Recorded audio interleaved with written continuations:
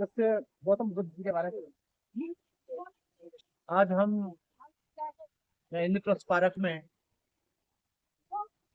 बौद्ध मिलन समारोह के मौके पर उपस्थित हुए हैं और बौद्ध मिलन समारोह से काम नहीं चलेगा जब तक कि बुद्ध के बारे में लोग नहीं जानेंगे। ये वैसे ही होगा जैसे कोई मेला लगता है और मेला देखकर लोग चले जाते हैं, जैसे पिकनिक करने के लिए आते हैं और खाना खाकर चले जाते हैं। ये मैंने यहाँ पर देखा। अनुशासनहीनता, विघटन, कोई तारतम्य नहीं, कोई अनुशासन नहीं। कोई किधर भाग रहा है, कोई किधर बैठा है, कोई किधर खाना खा रहा है, कोई किधर खींचतान कर रहा है। जहाँ भारतीय बौद्ध महासभा का कार्यक्रम हो रहा था वहां पर केवल भिक्षु तो बैठे थे, वो भी दान के लिए, खाना खाने के लिए। बाकी वहां पर न बौद्ध भिक्षुओं का कोई प्रवचन हुआ, न कोई मार्गदर्शन हुआ, न कोई बुद्ध का संदेश हुआ। मैं कई एक वर्षों से देख रहा हूँ और मैं हर बरस आता हूँ, ना तो मैं भिक्षुओं के साथ बैठता हूँ, ना भिक्षुओं के साथ खाना खाता हूँ। इसका मतलब ये नहीं है कि मेरे अंदर कोई नफरत है। उसका मेन कारण है ना तो यहाँ भिक्षु अनुशासन में है, ना यहाँ पर उपासक है। जब इतना बड़ा कार्यक्रम एक साल करते हैं और पैसा खर्च करते हैं, लोग अपने घरों से आते हैं, अपने बल पर आते हैं, खाना लेकर आते हैं, इतनी मेहनत करके आते हैं, किराया देकर आते हैं, तो उन लोगों को चाहिए कि उनको कुछ न कुछ बुद्ध की शिक्षा मिलनी चाहिए, बाबा साहब का संदेश मिलना चाहिए। लेकिन यहाँ पर न बाबा साहब का संदेश मिलता है, न बुद्ध का संदेश मिलता है। बुद्ध को जानना इतना आसान नहीं है। बुद्ध को बहुत गहराई से पढ़ना पड़ेगा। वो प्रज्ञाशील समाधि कहकर या 4 आर सत्य कहकर या अष्टांगिक मार्ग कहकर ये बौद्ध धर्म का उद्देश्य पूरा नहीं हो। भगवान बुद्ध का संपूर्ण जीवन दया, करुणा, मैत्री, प्रेम, अहिंसा, बंधुत्व, समदृष्टि और समता से परिपूर्ण था। यदि उनके जीवन की किसी भी घटना को लिया जाए, एक भी श्रृंखला इसके विपरीत जाती दिखाई न मिलेगी। क्या निधन, क्या धनी, क्या मूर्ख, क्या विद्वान, उनके प्रभाव में कौन नहीं रहा।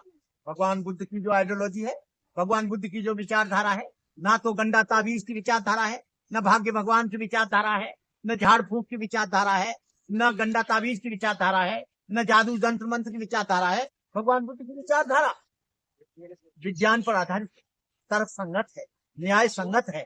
जब तक हम बुद्ध के संदेश को नहीं समझेंगे, यहाँ पर बहुत से लोग आते हैं, गंडा ताबीज भी पहने मैंने देखे, उनके हाथ में कलावा भी बंधा हुआ देखा है, उनको बुद्धिज्म के बारे में कुछ पता नहीं। जब तक आप बुद्धिज्म के बारे में नहीं बताएंगे, लोग अंधविश्वास, आडंबर, ढोंग, जातिवाद, छुआछूत से कभी अलग नहीं हो सकते।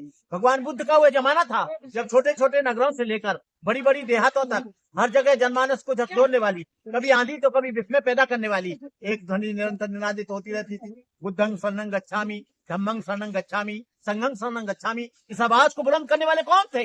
दुनिया से उबे हुए जीर्ण शीर्ण बुड्ढे नहीं, बल्कि नौजवानी की मस्ती में झूमने वाले अनेकों युवाओं ने अपने जीवन को भगवान बुद्ध के संदेश को और तथागत को समर्पित कर दिया। लेकिन आज मैं देख रहा हूँ, बुढ़ा हो गया भंते बनो, बेरोजगार है भंते बनो, बीवी से परेशान हो गया भंते बनो, घर खाना नहीं मिलता है भंते बनो, उसके अंजर पंजर खराब हो गए भंते बनो। ये धर्म कोई कबाड़ खाना नहीं है, टूटी छतरी, टूटी साइकिल, टूटी कार इसमें पलट दो। ये भगवान बुद्ध का धर्म ऊर्जा का धर्म है, भगवान बुद्ध का सेवा का धर्म है, भगवान बुद्ध का धर्म एक बहुत ही शील समाधि का धर्म है। ये सारे लोगों को, जितने भी बौद्ध हैं, आज वो जाटव भी लिखते हैं, जमार भी लिखते हैं, धोबी भी लिखते हैं, धानुक भी लिखते हैं, काहर भी लिखते हैं, लोहार भी लिखते हैं, साक्य भी लिखते हैं, लेकिन बौद्ध नहीं। आपको बुद्ध धर्म को जिंदा रखना है तो आपको जनगणना में अपना नाम बौद्ध लिखाना पड़ेगा, जनगणना में अपना नाम बौद्ध लिखाना पड़ेगा, जाति बौद्ध लिखानी पड़ेगी, धर्म बौद्ध लिखाना पड़ेगा। क्योंकि भगवान बुद्ध के धर्म में कहीं जाति पाति ऊंच नीच छुआछूत नहीं है। भगवान बुद्ध ने स्वयं भिक्षुओं से कहा, न जच्चा वसलो होती, न जच्चा होती ब्राह्मणों, कम्मनो वसलो होती, कम्मनो होती ब्राह्मणों। जन्म से कोई न शूद्र होता है न ब्राह्मण होता है, कर्म से आदमी ऊंचा होता है, कर्म से आदमी नीचा होता है। ये भगवान बुद्ध ने कहा। भगवान बुद्ध की वाणी समता पर आधारित है, मानवता पर आधारित है, इंसानियत पर आधारित है। ऊंच नीच के लिए उसमें कोई स्थान नहीं है। लेकिन आज मैं देख रहा हूँ बौद्ध धर्म में भी जातिवाद अंदर अंदर धीरे धीरे प्रवेश कर रहा है। ये चकमा बौद्ध है, ये बरुआ बौद्ध है, ये शाक्य बौद्ध है, ये धोबी बौद्ध है, ये चमार बौद्ध है, ये काची बौद्ध है। जब तक ऐसी बातों को खत्म नहीं किया जाएगा, रोटी बेटी के संबंध नहीं होंगे, तब तक ये देश से जातिवाद खत्म नहीं होता। मैं देश के लोगों से कहना चाहूंगा कि बौद्ध बनो, बौद्ध लिखो, बौद्धों का आचरण करो, बौद्धों के संस्कार बनाओ। इन्हीं शब्दों के साथ जय भीम, नमो।